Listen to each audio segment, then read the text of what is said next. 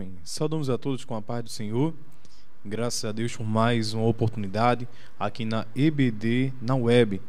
Hoje, tratando da lição de número 11 da nossa revista de adultos. E a nossa lição tem por tema a teologia de Eliú. O sofrimento é uma correção divina. Então, o nosso tema já começa com uma pergunta tratando sobre a teologia de Eliú. A gente até o momento acompanhou a teologia dos outros amigos de Jó, que tiveram um objetivo ir até ele para lhe consolar. Vimos ali a teologia de Elifaz, só os pecadores sofrem. Vimos também a teologia de Bildade, se há sofrimento, há pecado oculto. E também vimos a teologia de Zofar, o justo não passa por tribulação. Então hoje estaremos acompanhando a teologia do quarto amigo de Jó, o mais novo, Eliú, que vem tratando sobre o sofrimento e a correção divina. A gente observa o nosso texto áureo que se encontra lá em Jó, capítulo 36, versículo 15, que diz: ao aflito livra da sua aflição, e na opressão se revela os seus ouvidos. A nossa verdade prática da lição diz: o sofrimento não deve ser visto apenas sobre o aspecto punitivo, mas principalmente educativo. Nossa leitura bíblica em classe se encontra em alguns textos. Primeiro lá em Jó, capítulo 32, versículo 1 e 4. Também capítulo 33, versículo 1 e 4. Capítulo 34, do versículo 1 ao 6. E também o capítulo 36, versículo do 1 ao 5. Qual o objetivo geral da nossa lição? Mostrar que o sofrimento pode ser usado por Deus com fim pedagógico. Objetivos específicos da nossa lição diz assim: explicitar que Deus, como soberano, pode se revelar e falar por meio do sofrimento. Destacar que a soberania de Deus não se sobrepõe ao seu amor. E terceiro, afirmar que Deus não tem prazer no sofrimento, mas pode usar as adversidades para nos educar. Então, querido professor que nos acompanha, estaremos hoje acompanhando a teologia, como já dito, a teologia de Eliú. Eliú, entre os quatro amigos de Jó, era o mais novo. E a gente observa isso lá em Jó, capítulo 32, e o versículo 4 e o 5, aonde Eliú, ele se coloca na condição de mais novo e como ouvinte daqueles que estavam primeiramente discussando a respeito do sofrimento que Jó então passava. Observem comigo. Jó, capítulo 32, a partir do versículo 3. Diz assim: também a sua ira se acendeu contra os seus três amigos, porque não achando que responder, todavia condenava Jó. Eliú, porém, esperou para falar a Jó, porquanto tinha mais idade do que ele. Vendo, pois, Eliú que já não havia resposta na boca daqueles três homens, a sua ira se acendeu. E respondeu Eliú, filho de Baruquel, o buzita, dizendo: eu sou de menos idade, e vós sois idosos. Receer-me e temi de vos declarar a minha opinião. Então observamos que Eliú, até o momento, até o capítulo 32, havia estado em silêncio porque era um jovem de pouca idade. E na tradição e na cultura, os jovens deveriam estar atentos a ouvir, enquanto os mais velhos e sábios deveriam estar com a responsabilidade de ensinar e passar sabedorias. Então Eliú, ele conhece a sua condição de mais jovem e por isso fica em silêncio. Mas pelo menos duas coisas motivam Eliú a trazer à tona a sua teologia ou o seu discurso. E a gente aqui comenta com vocês agora. O primeiro motivo é o descontentamento no discurso dos seus amigos, ou seja, Elifaz, Bildade e Zofar, crendo que foram ineficazes. A gente observa isso lá em Jó, capítulo 32, versículo 12. Diz assim o texto bíblico: atentando, pois, para vós, eis que nenhum de vós há de que possa convencer a Jó, nem que responda às suas razões. Então, Eliú, ele traz à tona a sua teologia quando observa que os discursos feitos por seus amigos anteriormente não tiveram tanta eficácia. Eles discursaram, Zofar discursou, Bildade discursou, Elifaz discursou, mas nem todos conseguiram trazer convencimento diante de Jó e do pecado que eles achavam que Jó havia cometido.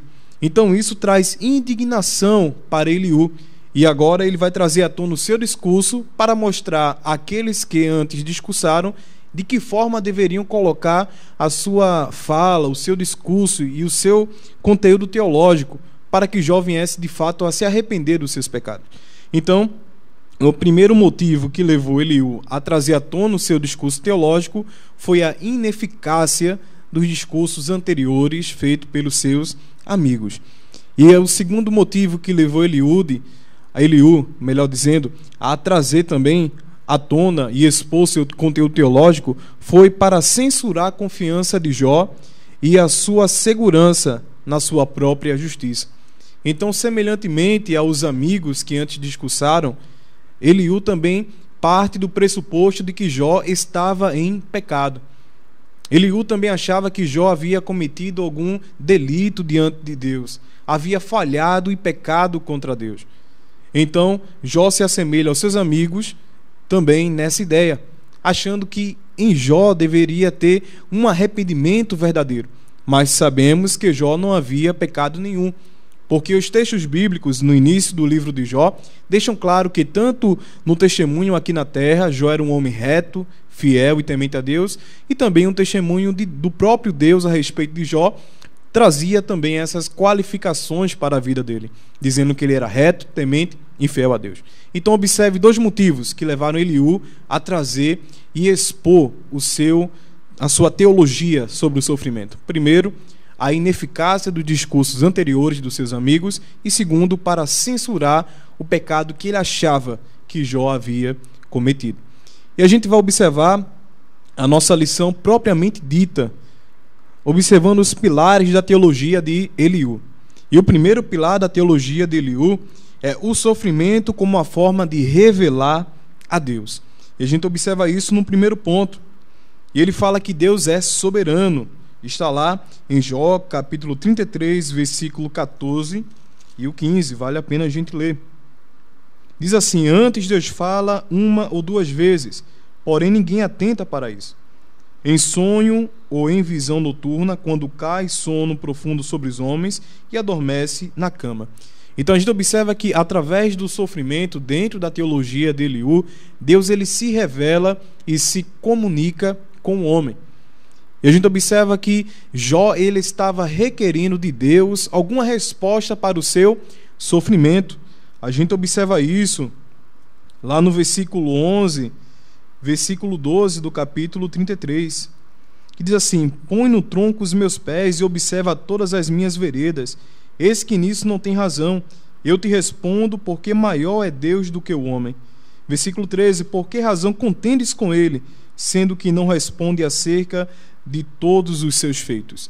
Então observe que Jó estava reclamando a Deus resposta para o seu sofrimento. Então Eliú, dentro da sua teologia, diz que Deus ele pode até se revelar caso ele queira, porque Deus ele é soberano. E dentro da sua soberania, Deus ele pode decidir, livre de qualquer pressão ou decisão alheia à sua vontade, fazer aquilo que lhe apraz. Se Deus desejar ficar em silêncio, ele fica em silêncio. Mas se Deus ele quiser responder, Deus ele responde. E ele continua dentro da sua teologia, nessa parte reveladora de Deus, ou a parte em que Deus ele se revela, dizendo que Deus, em mínimos detalhes, pode trazer a sua comunicação àquele homem, àquele que necessita. Mas o homem precisa estar com o coração puro e reto diante de Deus para poder atender o chamado que Deus ele tem colocado e exposto para se revelar. Então a gente vai para o segundo subtópico, diz assim: o orgulho do homem priva-o de ouvir a Deus. E a gente observa no versículo 14 e 15, o texto bíblico dizendo assim: e em sonho ou em visão noturna, quando cai sono profundo sobre os homens e adormece na cama. Então revela ao ouvido do homem, ele cela a sua instrução. Versículo 17: para apartar o homem daquilo que faz e esconder do homem a soberba. Então, dentro da sua teologia, no primeiro momento, primeiro pilar, ele diz que Deus ele pode até se revelar, mas se o homem não estiver com o coração sincero, puro diante de Deus, ele nunca poderá ouvir a voz de Deus. E esse homem a quem Eliú se refere era o próprio Jó. Dentro da concepção de Eliú sobre a pessoa de Jó e pelo que Jó estava passando, Eliú achava que Jó estava em pecado e não tinha um coração reto diante de Deus, a ponto de poder ouvir a voz de Deus. Ele poderia reclamar, poderia solicitar, rogar, mas não poderia ouvir a voz de Deus porque não estava com o coração sincero diante dele. Então Eliú, na síntese do tópico 1, diz assim: para Eliú, o sofrimento revela um Deus soberano que ataca a soberba do ser humano. E quem estava em soberba para Eliú e seus amigos era a pessoa de Jó. E por isso Deus, ele nunca conseguiria ouvir a voz de Deus, por mais que reclamasse, por mais que solicitasse isso. O segundo pilar da teologia de Eliú é o sofrimento como meio da revelação, revelar a justiça e a soberania de Deus. Eliú, semelhante a Elifaz, Bildade e Zofar, traz à tona a justiça e a soberania de Deus, como havia sido comentado anteriormente. E a justiça de Deus, como alguns dicionários nos traz, diz que Deus sempre age de uma forma coerente. Dentro do pensamento de Eliú, da sua teologia, Jó, como pecador, como alguém que estava com o pecado oculto, como alguém que falhou diante de Deus e transgrediu contra Deus, ele estava sofrendo aquilo que ele havia plantado anteriormente. Ele estava colhendo aquilo que ele havia plantado anteriormente. Eliú achava que havia um pecado dentro e na vida de Jó, a ponto de a justiça de Deus chegar de maneira tremenda na sua vida, aonde ele perdeu tudo, enfermidades foram colocadas em seu corpo. Então a gente observa que dentro da teologia de Eliú, a justiça, ela faz parte do seu conteúdo. E a justiça de Deus, ela nunca perde o seu caminho. A justiça de Deus, ela nunca perde a sua eficácia, mas sempre age no momento certo e da maneira correta, e é uma justiça coerente. Mas Eliú apenas via uma partilha dos atributos de Deus. Ele observava Deus em justiça, mas estava esquecendo de declarar Deus também em seu amor. Porque Deus, ele também, assim como é justo, é também um Deus misericordioso e amoroso. Mas a aplicação da teologia de Eliú para a situação de Jó era que Deus era visto apenas do ponto da justiça, um Deus da correção, um Deus que age quando observa o erro e pune aquele que necessita e que precisa de punição. Então, para Eliú, Jó estava sendo punido porque Deus era um Deus de justiça e também porque Deus é um Deus soberano. E o que é a soberania de Deus? Diz assim: é absoluto, irresistível, infinito e incondicional exercício da vontade própria de Deus sobre qualquer área da criação. Então, se Deus era soberano e tinha criado todas as coisas, ele podia agir conforme seu interesse sobre todos e todas as coisas. E aquilo que estava passando na vida de Jó era o sofrimento que ele merecia e que Deus poderia fazer, porque Deus era soberano para fazer todas as coisas. A gente observa isso no versículo 33 do capítulo 34. Diz assim um texto bíblico, a seguinte expressão: virá de ti como há de ser a recompensa, para que tu rejeites? Faze tu, pois, e não eu, a escolha. Fala logo o que sabes. Nessa expressão observamos Eliú, encerrando o capítulo 34, declarando a soberania de Deus em realizar todas as coisas que lhe apraz e que lhe tem por certo. É Deus, ele realizando independente de qualquer situação, mas em conformidade com a sua justiça e o seu caráter que é justo. E a gente observa também Eliú trazendo esse caráter justo de Deus nos textos bíblicos. Em Jó capítulo 34 e 11, Eliú diz que ele age com justiça quando retribui ao homem o que ele merece. Ele também fala que Deus não precisa prestar contas aos seus atos a ninguém, visto que não recebeu autoridade de nenhum outro ser. Jó capítulo 34, 13. Como provedor da vida humana, ele tem todo o poder de manter ou não a humanidade. Jó 34, 14, 15. O Todo-Poderoso não faz acepção de pessoas, quer sejam reis, nobres e pobres. Deus é onisciente e, como tal, conhece os passos e as intenções de todos os humanos. sem precisar inquiri-los em juízo. Jó, capítulo 34, versículo 21 ao 25. Então observe que dentro da teologia de Eliú, a justiça, o caráter santo de Deus e a sua soberania são realçados, mas só esses pontos são vistos, enquanto o lado do amor, da misericórdia, não é tratado dentro da teologia de Eliú. Então, até o momento, observamos que dentro do sofrimento da teologia de Eliú, Deus ele se revela e pode se comunicar ao homem, ou está em silêncio. Se Deus se comunicar, o homem só conseguirá ouvir se estiver com o coração puro diante de Deus. Segundo, entendemos que dentro da teologia de Eliú, a justiça e a soberania de Deus são dois fatores primordiais para que o homem possa ser julgado e a ação de Deus venha sobre ele de maneira condenatória ou de justificação, caso este esteja inocente diante de Deus. E o terceiro ponto, dentro da teologia de Eliú, é o sofrimento como um instrumento pedagógico de Deus. Então observe que há aspectos da teologia de Eliú que se assemelham aos aspectos da teologia daqueles que discursaram anteriormente.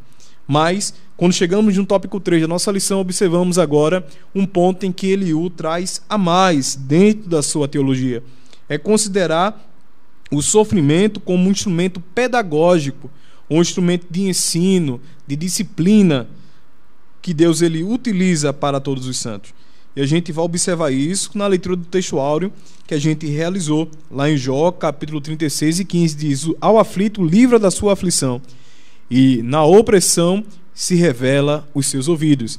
Então esse texto bíblico deixa claro que Deus ele livra o aflito da aflição, daquele momento de prova que ele passa, e os ouvidos a ele são revelados, ou seja, são abertos, coisas que antes não eram compreendidas antes do processo de prova, o processo de sofrimento ou aflição. Depois que se passa, é compreendido e algo é aperfeiçoado. Então observe que para Eliú o sofrimento é um instrumento pedagógico de Deus para aquele que passa pelo momento difícil ou de sofrimento. E ali nossa lição diz o seguinte, que Elifaz, Bildade e Zofar acreditavam que o sofrimento de Jó era por causa do pecado. Eliú também achava isso. Mas Eliú introduz a ideia de que o sofrimento tem um caráter pedagógico. O caráter pedagógico do sofrimento está na capacidade de nos fazer refletir e voltar para Deus. Dessa forma, os justos aprendem com o sofrimento. Ou seja, quando nós, na nossa caminhada cristã, semelhantemente às aflições de Jó, de tantos outros homens de Deus que também passaram por aflições, todos esses receberam um propósito maior de Deus, que foi um ensinamento e foi um caráter pedagógico daquilo que Deus queria para com eles. Então tudo que passamos nessa vida, tudo que a gente passa nessa caminhada cristã, não é por acaso. O sofrimento não é o fim em si mesmo, mas há um propósito maior, há um ensinamento maior da parte de Deus para cada um de nós. E a gente observa as palavras do apóstolo Paulo lá em Filipenses, capítulo 4, versículo 12 e o 13. Diz assim: sei estar abatido e sei também ter abundância, em toda maneira e em todas as coisas. Estou instruído, tanto de ter fartura como a ter fome, tanto em ter abundância como a padecer necessidade. Posso todas as coisas naquele que me fortalece. Então Paulo também demonstra aqui nessas palavras na Epístola aos Filipenses como ele aprendeu a viver em diversas situações e condições, mas em tudo ele é forte naquele que lhe fortalece, Cristo Jesus. Então ele aprendeu a viver nessas circunstâncias por meio da disciplina que recebeu de Deus como instrumento pedagógico.